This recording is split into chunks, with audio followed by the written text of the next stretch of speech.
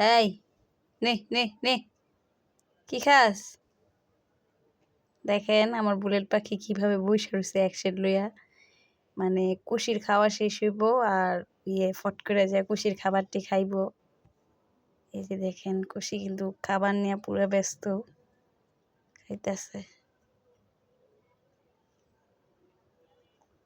আর এই যে দেখেন বুলেট নে নে নে, দেখছেন কি অ্যাকশন আমার বুলেট পাখি বইসা রয়েছে।